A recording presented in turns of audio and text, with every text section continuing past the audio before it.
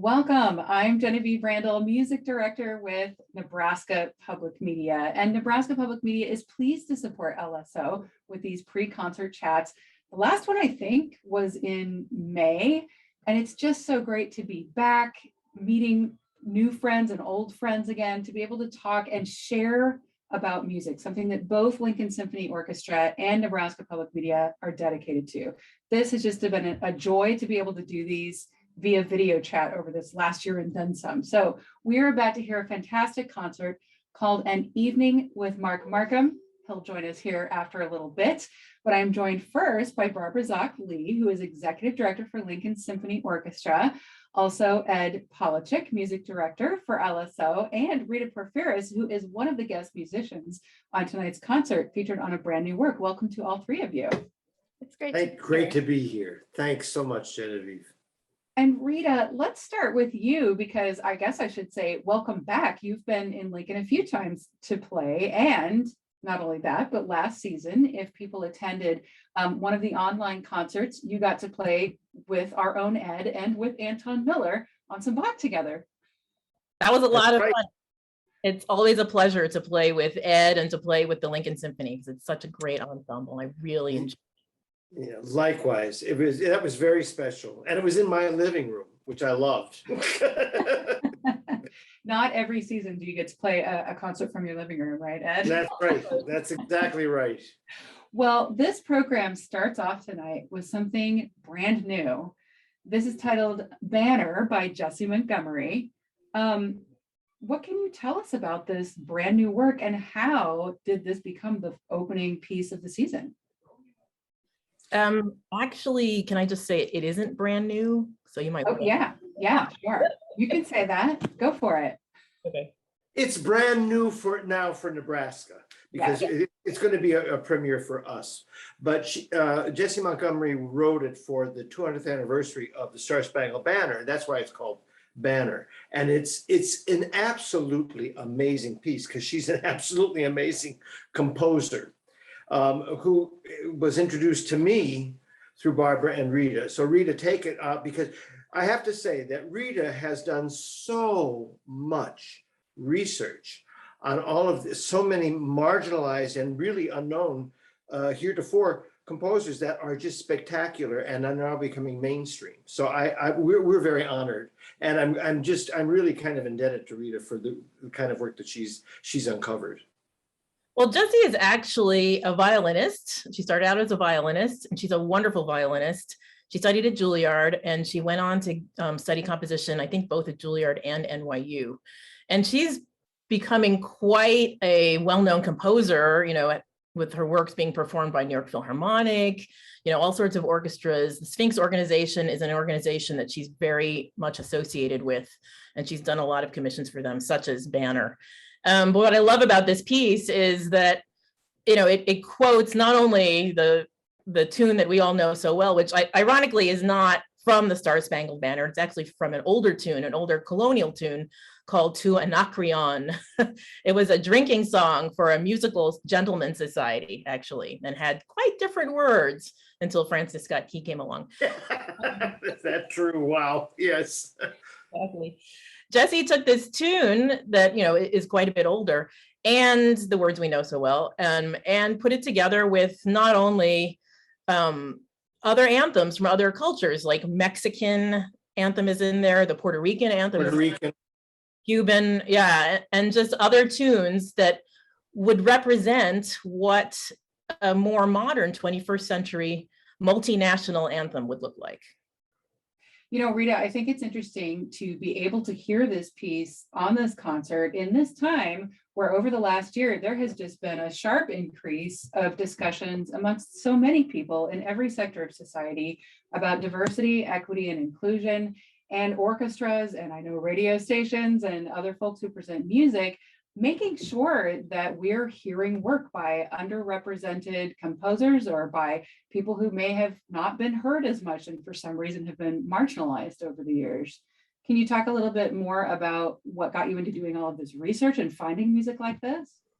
Well, actually, it was the pandemic, and I had a little bit of time on my hands, as maybe a few of us did. And there were Right. There are so many composers out there. They're just wonderful. And unfortunately, up until recently, most organizations just program the same group subset of dead white male composers, and I mean, that is wonderful music, but there's a lot more wonderful music that's not being heard out there by all sorts of composers, women, all ethnicities. And it's about time we started programming some of that. And I started writing a blog a little bit just to introduce myself as well as people who would read it to new pieces. And it's completely disorganized. It's just whatever piece happened to catch my fancy. If I heard of a composer and I liked the piece, I would research the composer and write about it. So Jessie was one of them, but certainly I'm not discovering her by any means because she's quite well known. Okay. She's currently, by the way, the composer in residence with Chicago Symphony. Excellent. It's a major position, which is great. Well, and for this piece, Rita, you're going to be joined, you play viola, you're going to be joined by 2 violinists, as well as a cellist who was formerly, I think, in the Cypress String Quartet. Is that right? When Jennifer played before? Okay. And she's going to be in Nebraska again later this year. So that's kind of cool that she gets to be with us in Nebraska twice.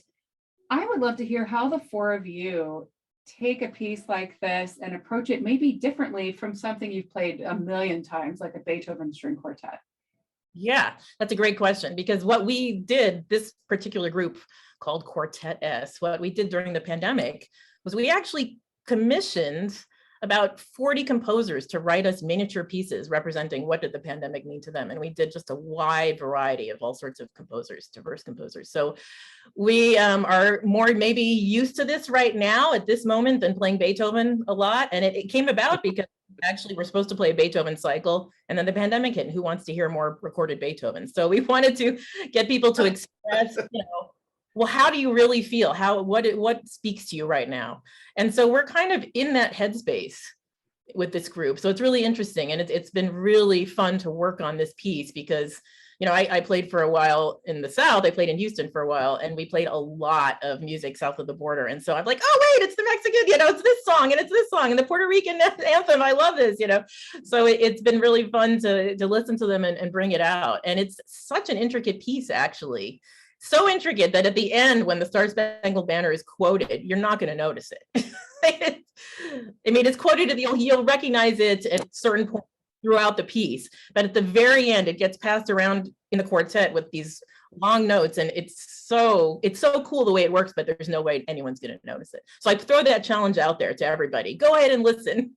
It's a humongous collage all of a sudden that comes almost out of nowhere, with all the things that you mentioned, the Mexican and the Puerto Rican, and this land is your land, this land is my land, and the Star Spangled Banner, along with something that I thought was absolutely brilliant. And I was so thrilled to just, when I went through the score originally. First, it's introduced by the string quartet, and then the rest of the orchestra actually joins in with it. Although there's no melody to our Pledge of Allegiance, she took the rhythmic values of the way we usually speak it, and it's very homophonic as it goes along, right? And you can recognize it then after, because it comes in several times, because you can hear this bum bum bum bum bum bum bum bum ba ba ba ba ba ba ba bum bum bum ba ba ba. And so as I pledge allegiance to the flag, and it comes in several, and it heightens as it goes. And then on top of that, then she starts throwing in all these other. It's a brilliant piece. It's just not easy, but it's going to be a lot of fun. Thanks. I want to add a particular second. She actually gives an opportunity for the way it actually really happens when people say it and everybody's a little bit off. So the instructions in the score are be a little out of sync, which has been really hard. That may be one of the hardest things for us to be. Those are never instructions that Beethoven put in his score. Yeah, no. Right. No. Yeah. Don't worry about being together. And you work all these decades of your life to make sure everything is in order. And she says, no, it should be as if it's recited by just a bunch of people. It doesn't matter if it's together or not. I love it. It's brilliant. Which is why, she's now gaining this reputation as being one of our foremost composers. And I just think it's so, we are so blessed. And really, Rita, I cannot thank you enough for giving me a bit of a platform to take off on discovering new composers that heretofore I have not known, or I've heard the names, but I didn't really know much about the music. And now I'm getting a deeper understanding, and I'm really very grateful to you for putting all that together. Thank you so much for being a part of this. I love hearing you and Ed talk about kind of the signposts for us to listen to, because I think when you hear a piece for the first time or a less familiar piece, it's really helpful and helps you connect with the music even more. So thanks for that. Gives you these milestones that you can connect to, landmarks that you can go through. Absolutely. Yeah, absolutely. Cool.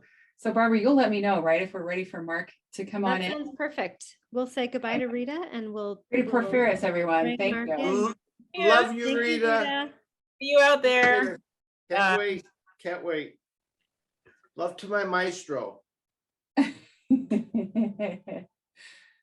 All right, and we will let Mark Markham come on in here at some point. Here he comes. Hello, Mark Markham. Welcome to our pre-concert chat for this evening's concert here. But great to see you. Great to see you. Great to meet you. Yes, welcome back to Nebraska. You've played with Lincoln Symphony Orchestra before, yes? Many times. 10 Many years ago. times. Met at least, I think, 3 times in the last 10 years. Yeah. Well, and I think for you, I want to ask Ed a question about the Mendelssohn that we're going to hear really quick, but I definitely want to talk Prokofiev. I did want to ask you though, you know, for folks who aren't aware, you were a recital partner for the great Jesse Norman for about 300 concerts or so, but who's counting, right? You've toured the world. And this has been such a big deal for concert artists like you who do a number of different things, whether that's chamber music or playing solo or whatever. What has your experience been, and how is it like getting back to concerts like this one tonight? I was literally thinking of this about 30 seconds ago while I was practicing and thought, I'm really good at practicing. And Ed and I have talked about this the other day, that it's great that you can play it. And the thing about me, I'm on the stage, is that I know that I can communicate, but because we just have to keep practicing and practicing and practicing for the last 18 months, you start getting into this funny groove of I'm just practicing. And you get your little opportunities along the way. I've been very lucky to do some things from home, but you know, it's not the same thing. You're not in the room with that energy or with colleagues on the stage. And it changes everything. So I've learned a lot. I think the first 6 months, I enjoyed learning more about myself. And then I got really bored about myself and how I practice and what I'm doing and how I'm doing it. And it's like, please, can we just have a concert? And I think one really special thing that I'm looking forward to is the energy that the audience gives back to the performers on stage. Amen. Because that is something that's really just not able to be replicated on a one-way Zoom call. I mean, many of us just drank up as much art as we could during the last year through that medium. And when that was all we had available, boy, were we grateful that we had that. But I just cannot wait to be back in that space where the performer is, because if there's one thing, I mean, Mark's technical abilities are just incredible, and his ability to shape phrases and all that, like that all goes without saying. But what for me makes Mark a really special pianist is that when he walks on that stage, he feels like part of this community. And the love that our audience has for each other includes him. And the love that he has for our musicians extends to the love that he has for our family. And, you know, Mark has become a dear friend because that's his way of communicating. So that's what I can't wait for. It's a very strong bond. It really is. Yeah. It's incredible. And they know you. I mean, you really are part of this community. You're, as Barbara said, part of the family. And I mean, the last time you were here with Ravel and Gershwin, I mean, my gosh. And then you Rachmaninoff Third was the last time. Oh, that was, oh my God. Yes. Amazing. Exactly. There is so much, and trying to remember, and every time I go back, it's like, oh wow, this kind of feels like home. Which then that's another level I mean, it just adds another level to it. And, you know, I mean, that's what artists, we want to do a great job. We want to be able to give our best. And we have to prepare and we have to all that. And then we take the risk. But, you know, it's like what Barbara said, that live thing of communion in a space where music is what pulls us all together. And it's my job to set that thing spinning in the room so that the public then gravitates toward it, not to me, but to music. And everybody, I think it's a bit overwhelming. I think I'll be okay. I'll hold it together, but I know already it's going to feel like I've got, you know, thousands of volts going through my nervous system. Oh my But gosh. I'm actually, I'm a bit nervous about that. And not having been in front of an audience now for whatever it is, 18, 20 months now. And last spring, when we finally were able to get enough musicians on stage that we were able to do some incredible music making, albeit very spread out and socially distanced and all, there was still that electricity amongst us as a performing group. But walking out on stage in my tails, full concert dress to a totally empty hall was really bizarre. It was truly bizarre. And of course, we've seen it now, you know, from many streams and broadcasts where there is no audience. So to have this added jolt is going to be somewhat brand new for me and somewhat foreign. And I you know, I can't wait to experience it, but it frightens me to a certain extent too, which, you know, keeps us all on our toes with what's going on. You know, I kind of feel like you just reminded me of when I got lost in the department store one time as a little kid. And I feel like this is just going to be that relief, though, when your parents show up around the corner and you're like, oh, yes, this. Okay, now I'm fine. We're all fine. We're back to live music, right? I feel like that's what this is going to feel like. Somebody mentioned, I think maybe it was Ed mentioned Gershwin earlier. And I think this Prokofiev, I had to look up. It's the Piano Concerto number 3. Of course, everybody should have their program in front of them, right? Is this the one that has this trill and a glissando, which was actually written before Gershwin used it in Rhapsody in Blue? Yes. Yes. Well, was Prokofiev clairvoyant? Ed and I talked about this the other day, and I said, I think he was annoyed with the theme because the theme that he writes for the second movement is a little sarcastic, sardonic. Yeah, you get on my nerves, uptight. And then the music for the piano comes in alone. And it's like, I really don't care what you people had to say. I'm going to cut loose here and just let it go. That's Yeah, great. Disappear into this other world. And that's the genius of this man. I love And it. it actually goes right up to the B flat that it's supposed to do in the Rhapsody in Blue. It's kind of funny. That It's is really pretty kind of funny. And it's a theme and variations in the middle movement. Correct. How often does that happen in a piano concerto? There's a lot of heavy thinking. There's- I can There's think of not one- sonatas where that there- happens, There's but not not one that comes to concertos. mind. Yeah, sonatas is a place for that, and of course variation sets. But I'm trying to think of a concerto where where the middle movement. I mean, Yeah. there are some others where last movements tend to be. Well, of course, rondos to a certain extent Right. are that kind of thing. But this is a real theme and variation set, and it is funny. I mean, Mark and I have had the greatest time when we go through this kind of stuff of you know, the characterizations of some of these musical ideas that Prokofiev has come up with, and they're brilliant. I mean, just brilliant. And Mark, how you get those 10 fingers to do all of that, I have no idea. It just seems like an impossibility to me, but it's really fabulous. You're what? I said, I've practiced a lot. Practice, right? And I'm tired of practicing. No, it's amazing. This Ed and I talked about this the other day. The idea that Prokofiev, the Russians pretty much are a little bit late. They dragged Romanticism as far as they could into the 20th century. Where you look at the Germans and the Viennese, boy, that was already changing at the beginning of the century. But Rachmaninoff held on to it. Prokofiev bites into it to a degree, but this music is still Russian behind it all. And Absolutely. there's facade sometimes. that all these characters are going on, but they're not going to play the romantic side of things and show you everything and wear it on their sleeve. But my goodness, they have so much other stuff going on behind the scenes. And then sometimes it doesn't feel like it's real. And you realize, yeah, I've seen puppet shows that are pretty rough when they use marionettes to act out violence. It's not real, but it's real.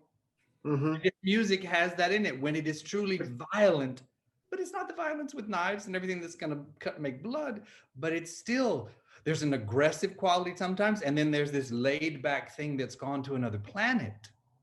He literally takes us to another world sometimes. Like chiaroscuro, it's got that dark side to it, and then that incredible lightness and beauty and lyricism, and and it keeps it keeps you on your toes too. It does. It really The does. changes are they're very, very quick at times, and this for this piece, which I've played a long time, it's still, whoa, I hope that I can keep with all this energy that I know that I'm going to feel from the orchestra, from you, from the room, that we just kind of, okay, come on, leave my seatbelt on, please. I did see that Prokofiev himself called the final movement of this an argument, and it made me wonder, well, who's arguing with who and who wins at the end? We all get together at the end. All win. Yeah. Oh no, we all win. We're all winning. But it's an argument, but it's kind of there's sarcasm in it. I don't think there's any meanness to it or anything mean-spirited. It's kind of, there's a lot of, bark and no bite. But the barks can be hysterical. When someone really gets upset and you just sit there and look at them, really, you chose that? And it's not that in it sometimes. Really, you chose to act that way, to react that way to what I just said? Well, I have this to say back to you. And then that's what makes it so much fun. And Ed, the orchestra does that wonderful, incredible lyric moment. And what does the pianist do? And comes back in with this hysterical, the juxtaposition of it is ridiculous at times, but ridiculous is part of life. Look at the last. I was going to say, it's part of life sometimes. And that's what you have to find as an artist. How can I put this across without annoying people, truly annoying them? But it is a slice of life. I was going to say that earlier. I think that's exactly, and I think Prokofiev certainly had that in mind. He wrote it for himself. Exactly. I mean, he used this as a vehicle. I believe it was a tour with Chicago Symphony in this country back in the 20s sometime. But he was an incredible pianist. Obviously had that technique. Boy, those Russians, Rachmaninoff and that Russian school of pianism is incredible. And the composition that he used this to show his own spirit, his own soul. And it probably was very cathartic, I would think, for Prokofiev, because he had, the Russians back in those days were very constrictive about what they allowed their composers to do. But I think he just opened it up and let it happen, and it blossoms. And that's your genius too, Mark. That's what you allow this piece to do. And I think that's great. Thank you. And we couldn't do it without you. Yes, you could. Yes. Oh no, I'm tired of that version. But I'll agree with you, okay? Thank you. We argue. Yeah, there you go. You argue. It's our third movement. Well, I know we just have about a minute left, and we all want to get to hearing this concert here in a few moments. And Markham, it's such a pleasure to have you with us in the pre-concert chat. Looking forward to the Prokofiev. So a quick thank you to you. Thank you. But I do have one more question for Ed about the piece that is sandwiched in between the Jesse Montgomery banner and the Prokofiev that Mark is featured on. And that is this Mendelssohn Italian Symphony. And if you don't mind, Ed, I pulled a quote because I just always think this is so sweet. I know this symphony very well. It's probably the most popular of all of his symphonies. Well, yeah. I think it's the best.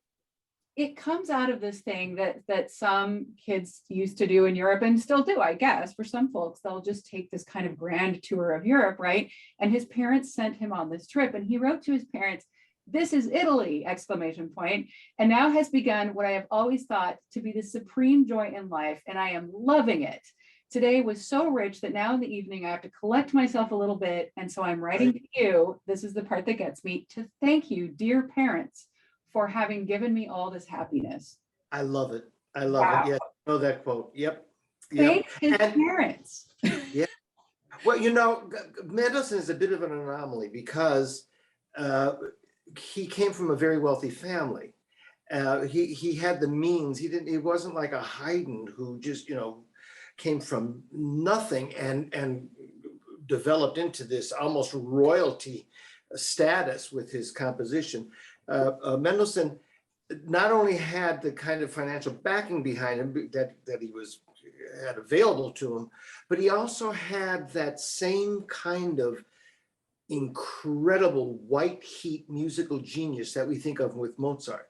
I mean, he was really of that same stature, and which makes Mendelssohn almost impossible to do, because you have to be the transparency of that classicism of like Mozart and Schubert, Haydn, Beethoven, and the romanticism that was to follow. So you get this clashing of the world. And this is a perfect symphony to demonstrate that. It sounds classical, but it also sounds romantic. And it really is very kind of picturesque on his tour of Italy, with the second, the joyousness of the first movement that just, it's just like water fountains in Rome. And it's a fabulous. And then this pilgrimage in the second movement that goes, and then that third movement that's so much serenade, and then the saltarello of this dance that just takes us off our feet and throws us into the air, and then we'll be caught by the Prokofiev that follows. So that's another go.